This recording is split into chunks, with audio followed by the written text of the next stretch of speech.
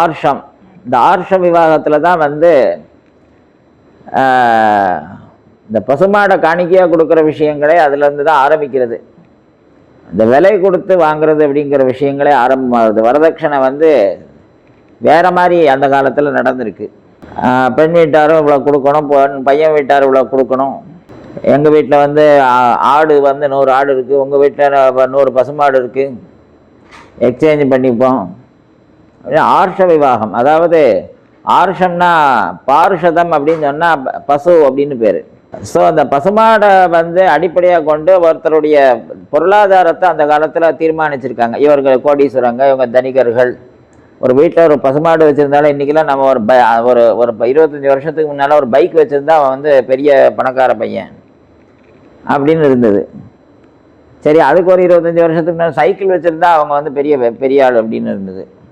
அதுக்கு ஒரு 25 வருஷத்துக்கு முன்னால் ஒரு மாட்டு வண்டி வச்சுருக்கான் அப்படின்னா அவன் பெரிய ஆள், ஏன்னா அவன் சொந்தமாக ஒரு மாட்டு வண்டி வச்சுருக்கான்.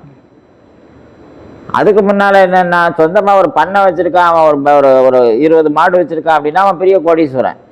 இது வந்து ஆதியிலேருந்து வந்திருக்கு அப்படி. ஸோ அதை அடிப்படையாக கொண்டு கொடுக்கல் வாங்கல் பண்ணி கல்யாணம், அது வந்து ஆர்ஷ விவாகம், ஆர்ஷ விவாகம் என்று பெயர்.